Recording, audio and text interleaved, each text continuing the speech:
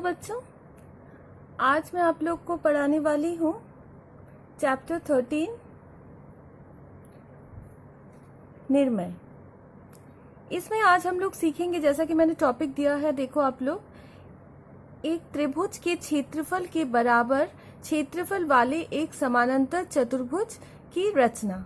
ठीक है, तो आज मैं आप लोग को करके बताऊंगी किस तरह से एक त्रिभुज के क्षेत्रफल के बराबर एक समानांतर चतुर्भुज की रचना की जाती है। तो ये सीखने के लिए सपोज हम लोग कर लेते हैं एक्सरसाइज 13 का क्वेश्चन नंबर 5। यहाँ दिया हुआ है एक त्रिभुज, समबाहु त्रिभुज है जिसकी एक एक भुजा है 6.5 सेंटीमीटर। एक त्रिभुज है समबाहु त्रिभुज जिसकी भुजा है 6.5 सेंटीमीटर। ठीक है, तो आप लोगों को तो समबाहु त्रिभुज बनाना आता ही होगा, क्योंकि क्लास 8 तक आप लोग सीखी हो किस तरह से त्रिभुज बनाया जाता है। तो सबसे पहले मैं यहाँ पर समबाहु त्रिभुज बनाती हूँ जिसकी प्रत्येक भुजा है 6.5 सेंटीमीटर। आप लोग जैसे कि जानती ही हो, समबाहु त्रिभुज की प्रत्येक कोण होती है 60 डिग्री की। तो ये मैंने एक भुजा बनाया जिसकी लंबाई है 6.5 सेंटीमीटर। नाम दे देते हैं ए बी। अब मैंने जैसा कि आपको बताया कि समबाहु त्रिभुज की प्रत्येक कोण होती है 60 डिग्री का, तो हम लोग सबसे पहले कंपास से 60 डिग्री बना लेते हैं। आप लोग चांदा का प्रयोग ना करें, कंपास का ही प्रयोग करें।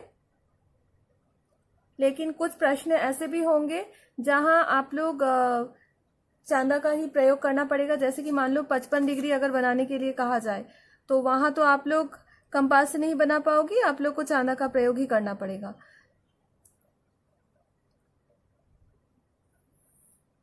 ठीक है, मैं यहाँ पर एक 6.5 का लाइन खींच लेती हूँ।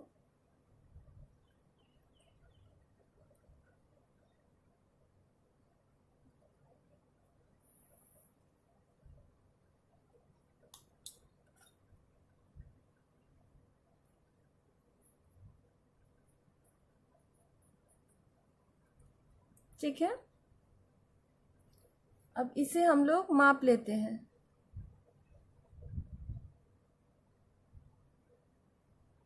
ठीक है, माप लिया मैंने कंपास से।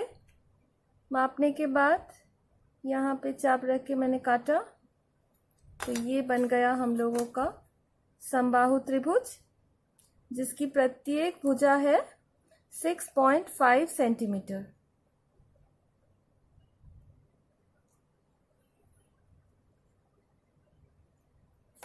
ठीक है,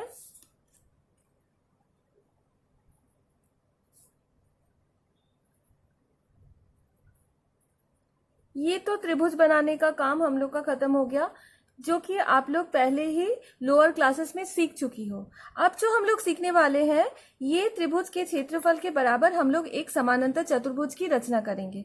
ठीक है, तो सबसे पहले हम लोग क्या करेंगे, ये जो ए बी लाइन है इसके समानांतर यहाँ पर एक रेखा खींचेंगे जो कि सी से होकर गुजरेगा। कैसे करेंगे? समानांतर रेखा भी आप लोगों ने खींचना क्लास 8 में सीखा था। सबसे पहले एंगल ए का इस तरह से चाप लिए, एक उसी माप से कंपास को बिना हिलाकर सी पर हम लोग एक यूं चाप खींचेंगे। ठीक है, क्लियर? जस्ट एक मिनट बच्चों, मैं थोड़ा कंपास एडजस्ट कर लेती हूँ। अब कंपास से ये पोर्शन आप लोग को माप लेना है। देखो, यहां से यहाँ तक, यहाँ से यहाँ तक कितना चौड़ाई है ये आप लोग को माप लेना है। देखो, मैंने कंपास से माप लिया। अब कंपास को यहाँ रख के, यहाँ ये पोर्शन में रख के ऐसे चाप ले लेना है। ठीक है, उसके बाद हम लोग इन दोनों को मिला देंगे, पॉइंट्स को।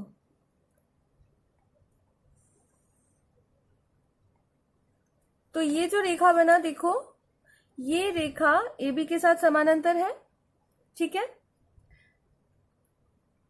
नेक्स्ट काम है हम लोगों को ए बी को समद्विभाजित करना। ये ए बी है, समद्विभाजित करना भी आप लोग लोअर क्लासेस में सीख चुकी हो।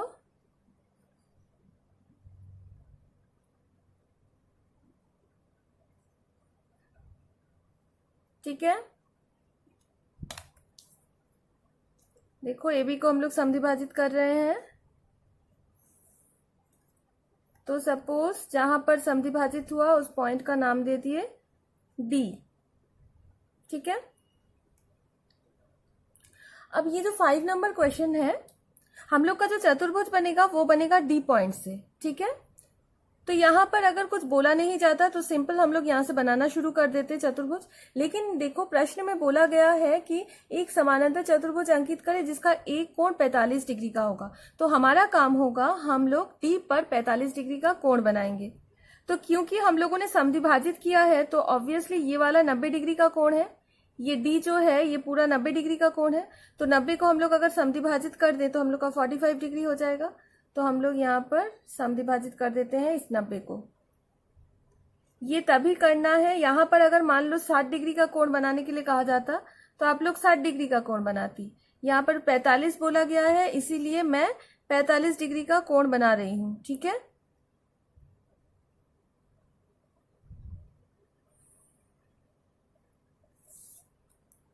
और ये रेखा को इतना लंबा करना है कि ये जाकर इस समानांतर रेखा के साथ जो ए बी के साथ है उससे टच हो जाए, और इसका हम लोग एक नाम दे देते हैं सपोज ई। क्लियर, अब इस लाइन को थोड़ा सा हम लोग लंबा करेंगे।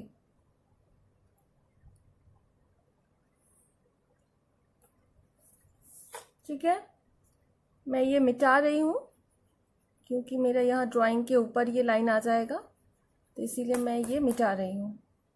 ठीक है, अब बस और एक स्टेप बाकी है, आप लोग को ये बी और डी मापना है। माप लिया मैंने बी डी, ई पर रखना, ई पर रख के ऐसे चाप काट लेना। ठीक है, और इसका नाम दे देना एफ। क्लियर, अब नेक्स्ट काम होगा, ये बी और एफ को आप लोगों को मिला देना है। देखो आप लोग को एक समानांतर चतुर्भुज मिला बी डी ई एफ। ये जो समानांतर चतुर्भुज है, देखो इसकी आमने सामने की भुजा समानांतर है। तो ये जो बी टी ई एफ मिला, इसका क्षेत्रफल एबीसी के क्षेत्रफल के साथ समान होगा। तो आप लोग ये लाइन लिख दो, त्रिभुज एबीसी का क्षेत्रफल इज इक्वल्स टू समानांतर चतुर्भुज बी डी ई एफ का क्षेत्रफल। ये लिखना बहुत जरूरी है क्योंकि किस त्रिभुज के साथ कौन सा चतुर्भुज बराबर हो रहा है ये आप लोग को बताना है। चतुर्भुज का, समानांतर चतुर्भुज का नाम बताना है। और ये था 45 डिग्री, मैं लिख दे रही हूँ। अच्छा, मैं एक और बार आप लोग को बताती हूँ ये पूरा प्रोसेस स्टेप। सबसे पहले त्रिभुज बनाना है। जो भी त्रिभुज क्वेश्चन में दिया रहेगा उस माप से उस अनुसार त्रिभुज बनाना है। तो मेरे क्वेश्चन नंबर 5 में मेरा समबाहु त्रिभुज था, इसीलिए मैंने यहाँ पर समबाहु त्रिभुज बनाया है। ठीक है,